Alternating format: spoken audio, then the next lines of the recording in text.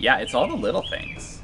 It's not just getting from A to B. It's the little interactions with neighbors and other families going to school, the waving hello, saying good morning, and doing that day over day and getting to know those people a little bit better. It's getting a little bit of exercise to and from school, so you come back from dropping off the kids and you feel great.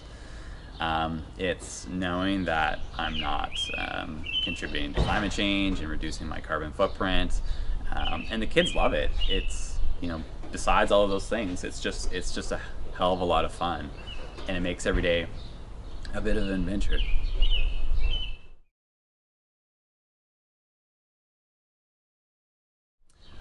We could walk, and walking's great, but with the bike, it's just that much faster, and you get a lot of the benefits of walking, but it's just so fast. The kids hop into the bike, we buckle them up in a couple of minutes, a few more minutes, we're at the school, and then I'm back home and ready to get to work. With the car, I just find with a bike, it's even faster, it's funner, it's better for the environment, it's more social. It's all the little things together that make it just a better experience. And the kids, for sure, enjoy taking the bike much more than a car or a bus, or even if they had to walk. It really is the best option for our family.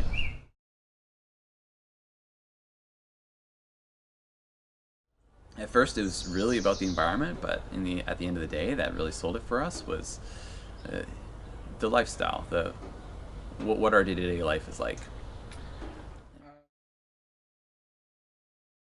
So before we went fully car free and used our cargo bike every day, um, we took 6 months and just kept a log of every time we used the car.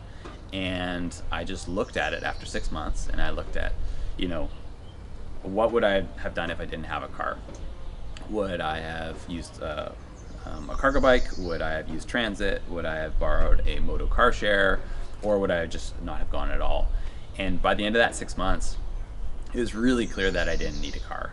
The cargo bike does most of the work, and then the time that you do need a car, Moto's there, and it's inexpensive, it's easy to use, and I end up using it like once or twice a month, and it's fantastic. It's a great service. It's very inexpensive, and it really sort of completes the whole system so that we can get most of our needs done by walking, biking, and transit.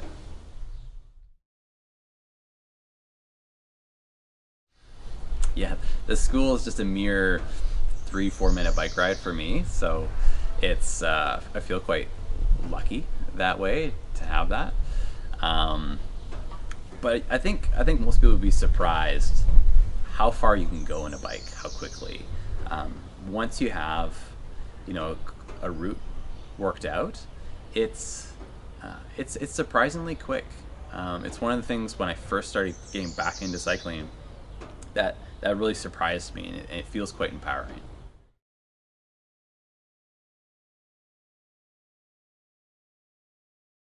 Yeah, getting the kids ready for school is easy. We just come down to the garage, just all the basic things: shoes, jackets, get the backpacks ready, throw on your helmet. It's literally 5 minutes or less, and they just hop in the bike, buckle up, and we're ready to go. Um, it really simplifies things by having a bike that's designed to move kids, because that's really what they are designed for. Um, and the kids enjoy it, so they're never pushing back on it. You're never forcing them into a car seat. I've never had a problem getting the kids excited about the trip too and going to school.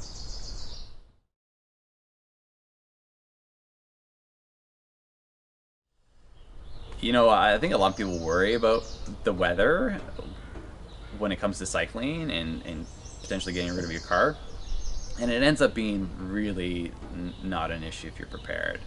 The expression goes, there's no such thing as bad weather, just bad gear, right? So you just got to have the right stuff, like a good rain jacket. For a cargo bike, they have every one of them's got a great rain cover, so you just throw that on the top. The kids are nice and warm and dry inside the bike. Make sure you get good shoes and so forth. And just once you have the setup, you don't worry about it. And I find it's pretty rare um, that it's raining hard enough that it's ever a concern. Generally, it's just a light jacket, even in jeans or whatever. Like, you just so rarely get that wet. And if you do, if it is raining cats and dogs, you throw on some rain pants and away you go. It's surprisingly straightforward.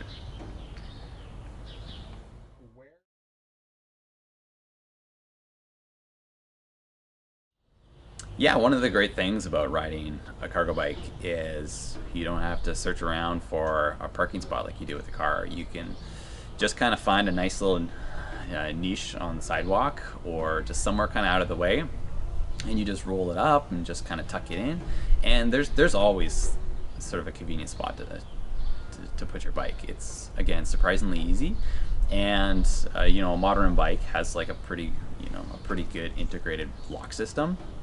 So you just lock it right to the frame, take off your dash, and away you go. It's maybe 2 minutes to sort of find a spot and lock up, all pretty quick and easy.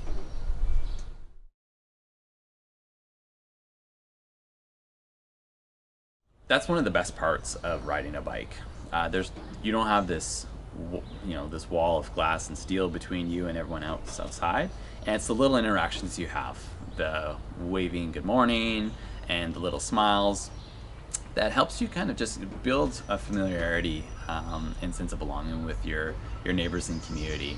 And it's those little interactions that just make the trip enjoyable and helps to build that sense of community.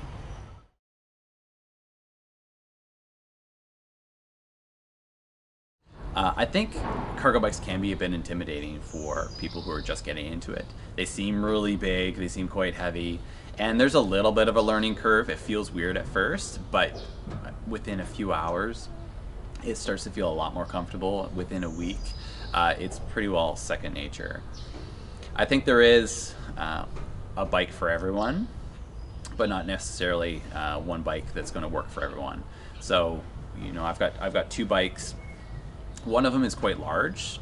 It's a bit too heavy, a bit too large for my wife to handle. So she uses our smaller cargo bike, and then I can use either one. And it's about suitability. Picking the right bike for your needs, and just your own preferences is really, really important. So taking the time to make sure that you've got a bike that's the right fit is important.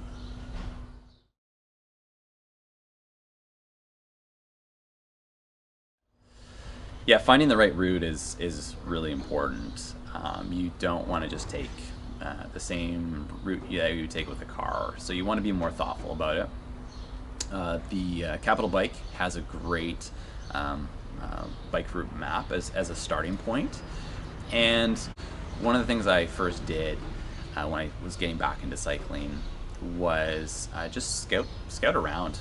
Just take your mountain bike or commuter bike and just explore routes, get familiar with them, learn how to make the turns and so forth. And once you got sort of those core routes down, again, it becomes second nature, and it makes planning for future trips pretty easy, because you're not going to go maybe the most direct route on busy roads, but there's usually just a side road that goes beside it that's a lot quieter and feels a lot safer. Turns are easier and so forth. And plotting those routes out makes a big difference.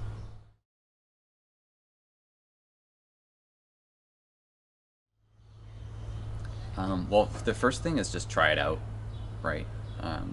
Find a good route that you're comfortable with. If you don't have a bike, see if you can borrow a bike.